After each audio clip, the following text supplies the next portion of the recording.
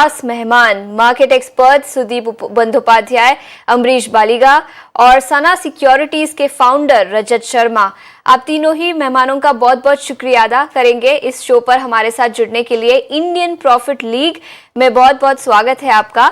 और अमरीश, सबसे पहले मैं आपके पास आऊंगी और आपसे राय लेना चाहूंगी। सर, क्या व्यू होगा आपका इन लेवल्स पर? स्टॉक स्पेसिफिक आइडियाज की तो बातें करेंगे ही, लेकिन सबसे पहले मैक्रो व्यू देखें तो काफी अनसर्टेनिटी है जियोपॉलिटिकल फ्रंट पर। कच्चे तेल और गैस के सप्लाई को लेकर काफी चिंता बढ़ती हुई नजर आ रही है भारतीय बाजारों पर। इसी के साथ इकोनॉमी पर इम्पैक्ट होगा, कई सारे सेक्टर्स पर इम्पैक्ट होगा। लेकिन मोटा मोटी अगर ब्रॉडर व्यू देखें तो क्या लगता है कब तक इसका इम्पैक्ट होगा और कब तक इंडियन इक्विटी मार्केट्स पर इसका असर दिखेगा? देखिए, जब भी जियोपॉलिटिकल इश्यूज होते हैं और इतना जब बड़ा इश्यू हुआ है, इसका तो क्लियरली इफेक्ट इकोनॉमी पे पड़ेगा as well as most of the corporates.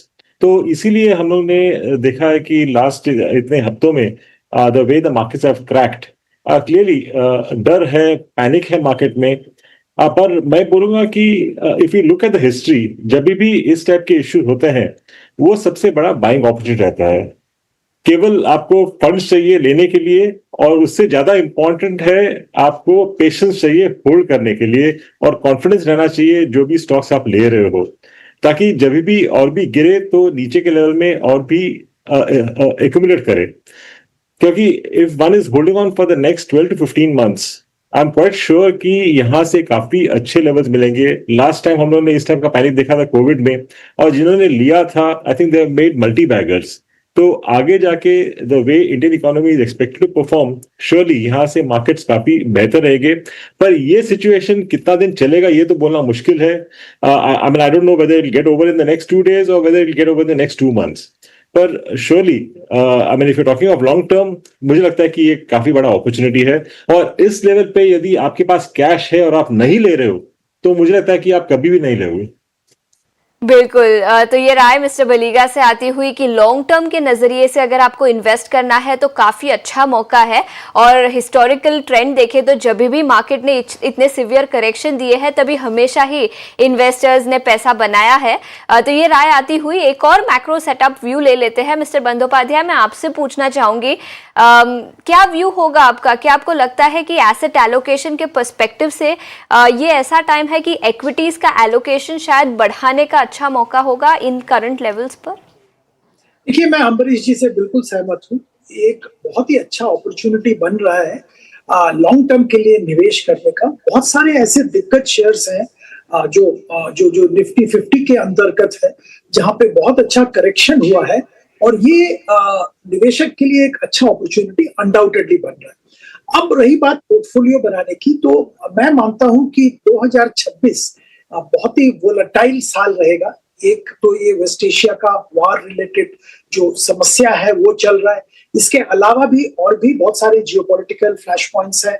अब हम लोग भूल गए हैं, बात नहीं कर रहे हैं, पर एक टैरिफ लेके भी बहुत बड़ा एक समस्या चल रहा है। तो ये सारे जो प्रॉब्लम्स है, ये इस नजर में रखते हुए एक बैलेंस्ड पोर्टफोलियो बनाना जरूरी है। और इसमें इक्विटी के अलावा बॉन्ड्स, कमोडिटीज और भी तरह तरह के चीज इकट्ठा करना, जैसे रीट, इनवेट, ये सब इकट्ठा करना जरूरी होगा। तो पोर्टफोलियो बनाने के हिसाब से बहुत ही क्रिटिकल साल है। सिर्फ इक्विटी में फोकस करना या सिर्फ कमोडिटी के फोकस करना सही नहीं होगा। हाँ, अभी जो माहौल है, इक्विटी में थोड़ा वेटेज ज्यादा बढ़ाने का बिल्कुल समय है। ठीक है, तो ये व्यू आता हुआ बाजार पर। लेकिन इस बीच मिस्टर शर्मा, मैं आपके पास भी आना चाहूंगी। कोई सेक्टोरल व्यू अगर आप हमें दे पाए, कंपनी स्पेसिफिक आइडिया से तो पर तो हम चर्चा करेंगे तीनों मेहमानों से, लेकिन ब्रॉडली अगर कोई सेक्टर में वैल्यूएशन के पर्सपेक्टिव से आपको कोई ऐसा सेक्टर लग रहा है जो काफी आकर्षक है इन लेवल्स पर? बिल्कुल, इस मार्केट में मुझे आई थिंक टेक्नोलॉजी सेक्टर बहुत अट्रैक्टिव लग रहा है। आई थिंक अभी काफी सारे इन्वेस्टर्स बहुत कंफ्यूज हैं इस ईरान वॉर को लेके, तो काफी पैसा मूव हो रहा है एनर्जी, ऑयल एंड गैस में, तो वहां पे वैल्यूएशंस काफी ज्यादा बढ़ गए हैं फॉर नो रीजन रियली। उसका कोई वजह नहीं है, बट वो इतना पॉपुलर ट्रेड हो गया। काफी सारे सेक्टर्स में बिना बात के वैल्यूएशन बढ़ गए हैं। डिफेंस में पहले ही बढ़े हुए थे, ऑयल एंड गैस में अब बढ़ते जा रहे हैं। बट इसी के बीच अगर आप देखो तो 2-3 सेक्टर जो कोर सेक्टर है इकोनॉमी के, वो काफी अच्छे वैल्यूएशन पे हैं। टेक्नोलॉजी मेरा फेवरेट है इस टाइम, बिकॉज वो अपने 10-15 साल के सबसे नीचे के वैल्यूएशंस पे ट्रेड कर रहा है। और हमने देखा है जो एआई को लेके फियर था, जो डर था, वो काफी अनफाउंडेड है। अगर आप बड़ी कंपनियां देखें इंडिया की, उनको बहुत लार्ज डील विंस मिले हैं पिछले Q3 में, वेदर इट्स टीसीएस और इन्फोसिस, सबको काफी डील विंस मिल रहे हैं। तो आई थिंक काफी ज्यादा जो एआई की वजह से, फियर की वजह से टेक्नोलॉजी में करेक्शन आया था, वो काफी अभी इग्नोर होता जा रहा है, बिकॉज बहुत ही इग्नोर्ड सेक्टर हो गया है। तो आई थिंक अगर एक सेक्टर आप मुझसे पूछो तो टेक्नोलॉजी मेरा फेवरेट है इस टाइम। एआई को लेकर काफी गिरावट भी दिखी है पिछले कुछ दिनों में, काफी चिंताएं रही है आईटी सेक्टर को लेकर, जिसके चलते वैल्यूएशंस अब अट्रैक्टिव लेवल्स पर आ गए हैं। और रजत शर्मा का व्यू है कि आईटी पर वैल्यूएशन के पर्सपेक्टिव से देखें तो काफी अट्रैक्टिव वैल्यूएशंस नजर आ रहे हैं इन लेवल्स पर। ठीक है, अब सभी मेहमानों से कुछ आइडियाज, कुछ स्टॉक स्पेसिफिक आइडियाज लेने का समय हो चुका है। कुछ ऐसे स्टॉक्स जहां पर अगले 5 से 7 साल के नजरिए से काफी अच्छा इन्वेस्टमेंट अपॉर्चुनिटी बन रही है इन लेवल्स पर, और अगर आप इन स्टॉक्स में निवेश करेंगे तो काफी अच्छे पैसे भी बन सकते हैं। मिस्टर बलीगा, सबसे पहले आपके पास आऊंगी, आपके टॉप 2 स्टॉक्स कौन से होंगे जहां पर इन लेवल्स पर खरीदारी के मौके बन सकते हैं? फंडामेंटल व्यू क्या होगा? देखिए, टॉप 2 स्टॉक्स में पहला स्टॉक है मेरा केन्स टेक्नोलॉजी, जो एक इंटीग्रेटेड इलेक्ट्रॉनिक मैन्युफैक्चरिंग कंपनी है। सप्लाई करते हैं टू मल्टीपल इंडस्ट्री वर्टिकल्स जैसे automotive, aerospace, defence, industrial, railways और मेडिकल में। 500 प्लस कस्टमर्स हैं, एमएनसीज भी हैं अक्रॉस 30 प्लस कंट्रीज, और अभी डाइवर्सिफाई कर रहे हैं into ओसैट, which means outsource semiconductor assembly और टेस्ट। पहला पायलट प्लांट भी रेडी है, ऑपरेशनल है। कस्टमर कंसंट्रेशन रिस्क भी इनका काफी कम है, और रिसेंटली सील एसक्यू के साथ एक जेवी बनाया है for sovereign Indian post quantum semiconductor. ये भी एक पॉजिटिव डेवलपमेंट है। Q3 के नंबर्स थोड़े वीक थे, पर strong multi year growth visibility है, और ऑर्डर बुक पोजीशन रोबस्ट है एट अबाउट 9,072 करोड़। तो एक्सपेक्टेड ईपीएस फॉर FY28 करीब 125 का है, तो इससे मेरा टारगेट प्राइस बनता है 5,000 का केन्स के लिए। दूसरा जो स्टॉक है मेरा वो है सेजिलिटी, जो प्रोवाइड करती है ऑपरेशनल और technology services to health care sector, mainly in US based, और हैंडल करते हैं member engagement services, client management, prior authorization support और रेवेन्यू साइकिल मैनेजमेंट। 81 क्लाइंट्स हैं इनके, और नियरली 12 क्लाइंट्स इस साल ही ऐड हुए हैं। और सेजिलिटी का ग्रोथ काफी अच्छा रहा लास्ट एक साल में। Q3 रेवेन्यू करीब 1,971 करोड़ रहा, which is 36% YOY growth. EBITDA margins भी इंक्रीज हुए, PAT also increased by about 23%। तो लॉन्ग टर्म ग्रोथ मुझे काफी अच्छा लग रहा है, यहाँ पे काफी इंकरेजिंग है।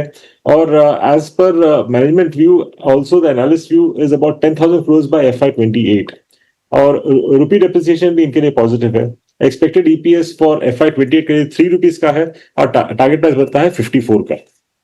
ठीक है, तो सेजिलिटी इंडिया पर खरीदारी की राय यहाँ पर आती हुई मिस्टर बलीगा से 54 रुपए प्रति शेयर का यहाँ पर टारगेट उन्होंने दिया है। और इसके अलावा केन्स टेक, यहाँ पर भी खरीदारी की राय, लॉन्ग टर्म का नजरिया काफी पॉजिटिव, 5,000 रुपए प्रति शेयर का लक्ष्य। तो 2 आइडियाज हमने ऑलरेडी मिस्टर बलीगा से ले लिए हैं। लेकिन मिस्टर बंदोपाध्याय, मैं अब आपके पास आना चाहूंगी। आपके 2 पिक जो आप हमारे साथ शेयर कर पाए, जहां पर आपको लगता है कि 3 के 5 साल से नजरिए से काफी प्रॉफिटेबल हो सकता है ये इन्वेस्टमेंट। देखिए, मैं जो निफ्टी 50 के 2 शेयर का मैं जिक्र करना चाहूंगा। मुझे लगता है दोनों ही बहुत एक ऐसा पोजीशन में है जहां पे खरीदारी का मौका बन रहा है निवेशक के लिए।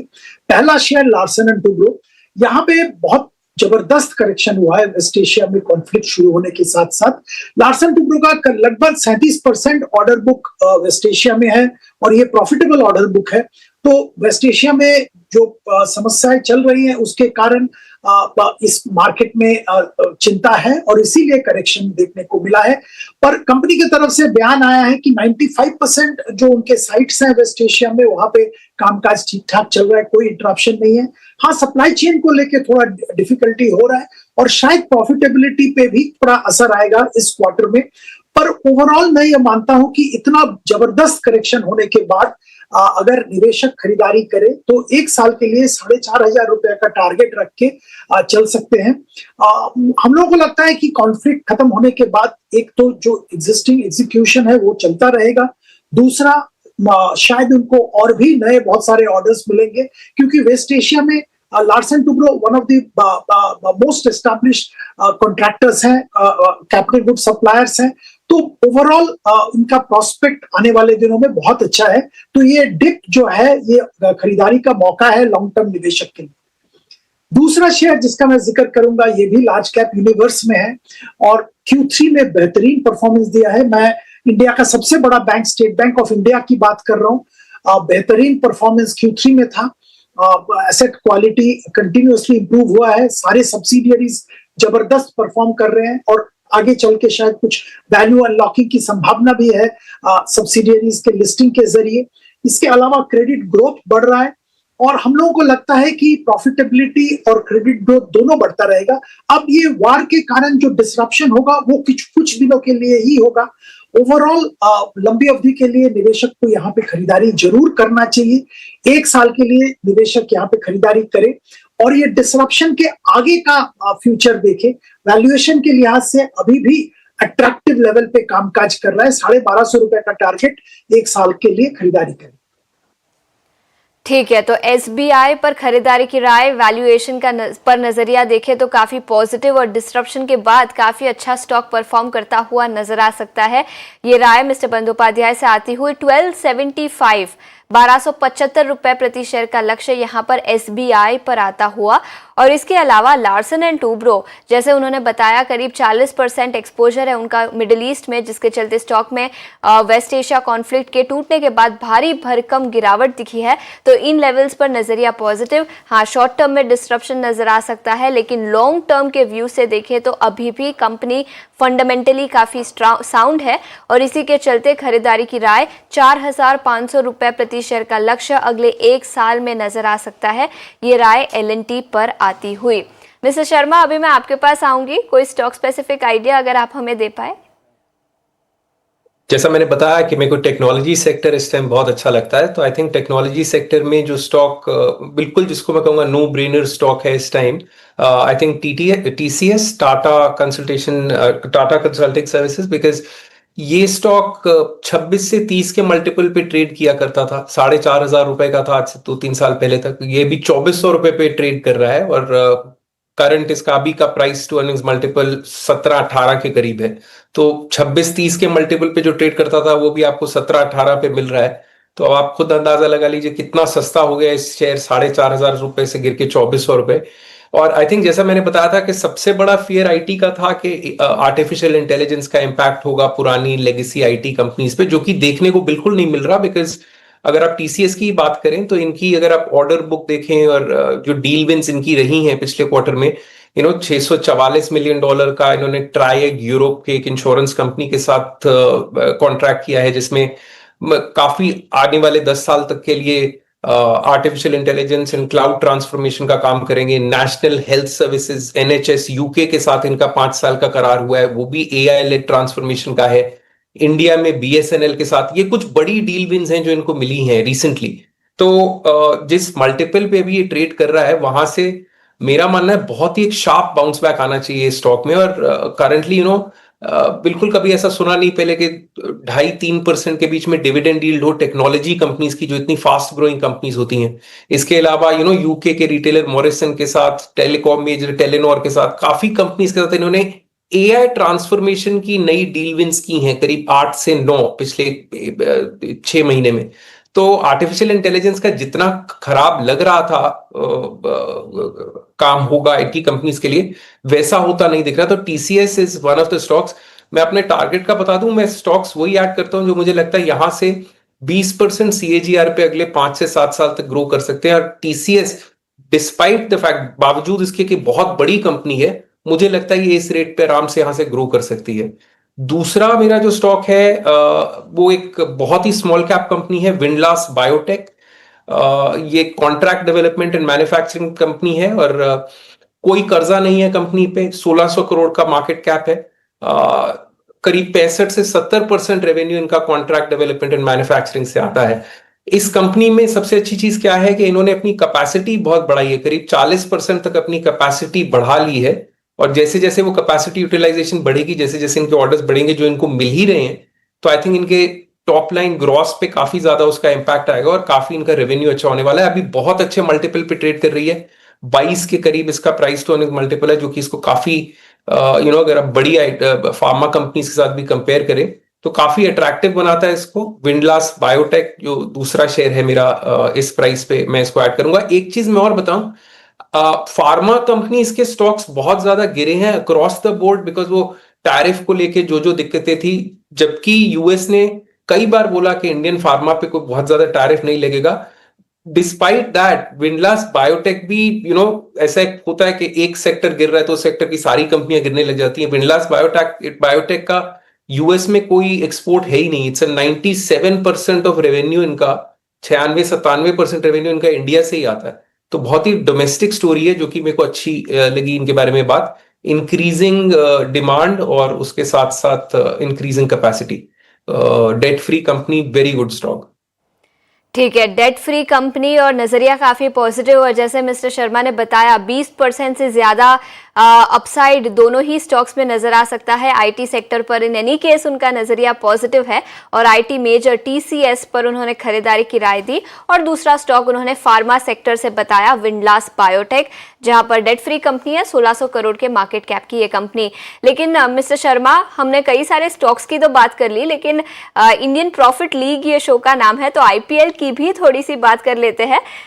कल और पिछले कुछ दिनों में काफी सारी डील्स भी अनाउंस हुई है आईपीएल में। कौन सी टीम को फॉलो करते हैं आप? मैं पहले एक चीज की करेक्शन कर दूं, मेरा टारगेट इनमें 20% ऊपर का नहीं है। मैंने कहा मैं स्टॉक्स वो देखता हूं जो मुझे लगता है यहां से 20% के करीब ±4%, 20% CAGR पे अगले 4-5 साल तक ग्रो कर सकते हैं। तो मेरा टारगेट आप उससे अपने आप अंदाजा लगा लीजिए। जहां तक आईपीएल का सवाल है, एक्चुअली मैं बहुत ज्यादा एक्साइटमेंट से उसको देखता नहीं हूं, क्योंकि मुझे कभी समझ नहीं आया कि जो प्लेयर आज एक टीम में खेल रहे हैं वो कल किसी और टीम में खेल रहे होते हैं। तो ना आप अपने फेवरेट प्लेयर्स चुन सकते हो, ना अपनी फेवरेट टीम चुन सकते हो। अगर इंडिया का ही मैच खेल रहा हो तो मैं वो बहुत फॉन्डनेस के साथ देखता हूँ, I really like it. But IPL उसमें कोई लॉयल्टी नहीं है। तो आप वहां जाइए, टीवी लगाइए, दोस्तों के साथ बैठिए, कुछ खाना वाना ऑर्डर कीजिए, किसी भी टीम को फॉलो कर लो, एक ही बात है, बिकॉज अगले साल कोई लॉयल्टी नहीं है, आपके प्लेयर सारे बदल जाएंगे। सो जो अच्छा लगे उसको फॉलो करो। बिल्कुल, लोग काफी एंजॉय करते हैं और अभी तो बिजनेस ऑफ आईपीएल भी काफी बड़ा हो चुका है। 16,500 करोड़ में ये फ्रेंचाइजीज बिकी है, रॉयल चैलेंजर्स बेंगलुरु और राजस्थान रॉयल्स। तो काफी बड़ा बिजनेस है, एडवर्टाइजिंग रेवेन्यू भी काफी आता है। मौज मजे के साथ तो लोग देखते ही है, लेकिन उसका बिजनेस भी काफी अब बड़ा हो चुका है। मिस्टर बलीगा, आपने 2 आइडियाज दिए थे, केन्स टेक और सिजिलिटी इंडिया। इसके अलावा और कोई सेक्टर से और कोई स्टॉक जहां पर आपको लगता है कि निवेश के मौके बनेंगे इन लेवल्स पर? इनफैक्ट और भी 2 आइडियाज हैं। एक है EMS लिमिटेड, जो एक इंफ्रास्ट्रक्चर कंपनी है जो प्रोजेक्ट्स मैनेज करते हैं वाटर और वेस्ट वाटर स्पेस में, जैसे laying sewer networks, setting up water supply systems, building sewage treatment plants. पूरा एंड टू एंड काम होता है इनका, starting from design and engineering to execution और long term operation and maintenance. ज्यादा प्रोजेक्ट्स इनके आते हैं गवर्नमेंट से पब्लिक इंफ्रा के लिए, स्पेशली स्मार्ट सिटी डेवलपमेंट के लिए। और अनएग्जीक्यूटेड ऑर्डर बुक पोजीशन करीब 2200 करोड़ का है, 4000 करोड़ के ऑर्डर्स पाइपलाइन में है। टेम्पररी वीकनेस तो देखा था एग्जीक्यूशन साइकिल में, और इसीलिए एबिटा मार्जिन्स ड्रॉप हुए थे टू 10%, और इसीलिए स्टॉक भी काफी करेक्ट किया है। पर मैनेजमेंट कॉन्फिडेंट है of EBITDA margins again bouncing back to 22% to 23% in the next few quarters, तो ये पॉजिटिव रहेगा। एक्सपेक्टेड EPS फॉर FY28 करीब 38 रुपीज का है, तो मेरा टारगेट प्राइस बनता है 380 का।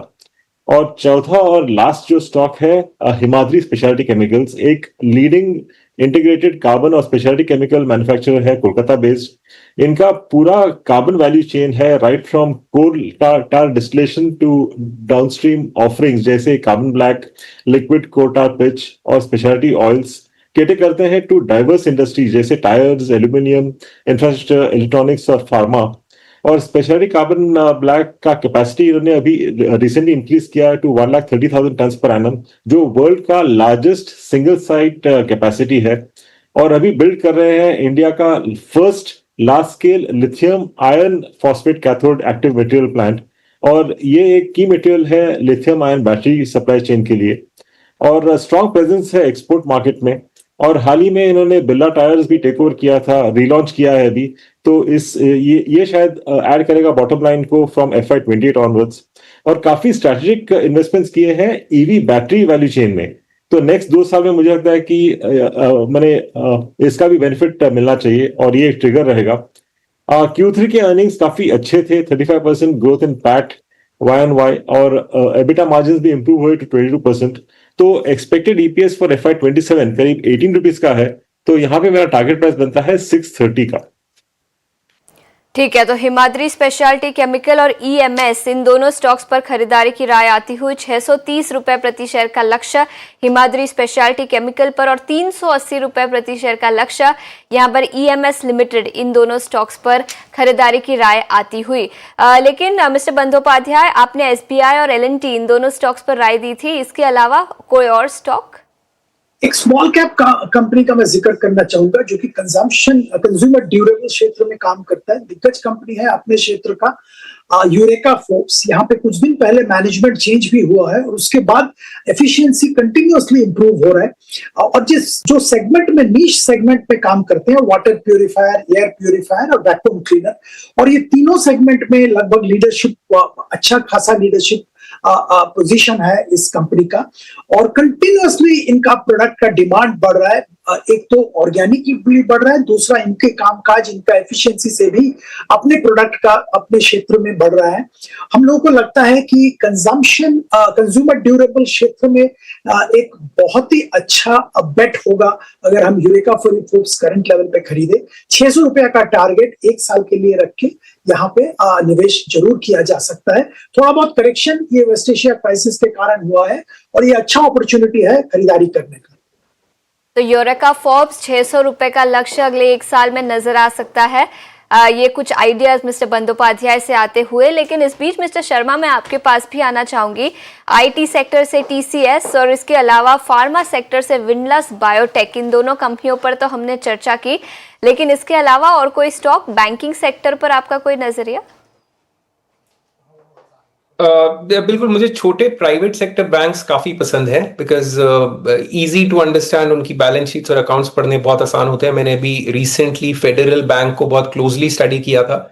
ये स्टॉक मुझे बहुत अच्छा लगता है बिकॉज एज आई सेड, छोटा बैंक है, केरला बेस्ड बैंक है, बट इनका जो लेटेस्ट इनिशिएटिव है, जिसको इंटरनली दे कॉल इट, इसको बोलते हैं प्रोजेक्ट ब्रेक थ्रू, और वो अपनी एनालिस्ट कॉन कॉल्स में, मीटिंग में हर जगह इसको मेंशन भी करते हैं। इनका प्लान है केरला से बाहर एक्सपैंड करना। करीब 140 ब्रांचेस इनकी हो गई हैं NCR रीजन अलोन में, और ये 10-11 के मल्टीपल पे ट्रेड करता था, अब ये 15 पे ट्रेड कर रहा है। तो एक री रेटिंग हुई है स्टॉक पे, जिसकी वजह से पीछे स्टॉक काफी चला भी था। मैं एक्सपेक्ट करता हूं, और इनका अगर आप देखें पिछले कुछ सालों से 20% के करीब CAGR पे प्रॉफिट रेवेन्यू ग्रो कर रहा है, और प्रॉफिट ग्रो कर रहा है, और मेरा मानना है ये CAGR 20% के हिसाब से ग्रोथ चलती रहेगी, बिकॉज काफी अग्रेसिवली एक्सपैंड कर रहे हैं आउटसाइड ऑफ केरला। मुझे लगता है ये एक स्टॉक है जो इन्वेस्टर्स को अपने पोर्टफोलियो में ऐड करना चाहिए, बिकॉज बैंकिंग सेक्टर में, अगर आप पूरे बैंकिंग सेक्टर को देखो तो I think private sector bank is my favourite, अगर मैं टॉप डाउन अप्रोच लूं, और उसके अंदर छोटे प्राइवेट बैंक्स में ये सबसे वेल प्लेस्ड स्टॉक, अगर मैं बोलूं फेडरल बैंक इस प्राइस पे, तो फेडरल बैंक इस प्राइस पे ऐड करना चाहिए। ठीक है, तो इन लेवल से प्राइवेट सेक्टर बैंक की बात करें तो फेडरल बैंक पर खरीदारी की राय मिस्टर शर्मा से आती हुई, और इसके अलावा TCS और विनलस बायोटेक, इन दोनों स्टॉक्स पर भी हमने चर्चा की थी। लेकिन मिस्टर शर्मा, मिस्टर बंदोपाध्याय और मिस्टर बलिगा, बहुत बहुत शुक्रिया हमारे साथ इस खास पेशकश में जुड़ने के लिए, 18 स्वदेश पर हमारे निवेशकों का मार्गदर्शन करने के लिए, और कई सारे स्टॉक स्पेसिफिक आइडियाज और इन्वेस्टमेंट अपॉर्चुनिटीज हमारे इन्वेस्टर्स को बताने के लिए। बहुत बहुत शुक्रिया हमारे साथ जुड़ने के लिए।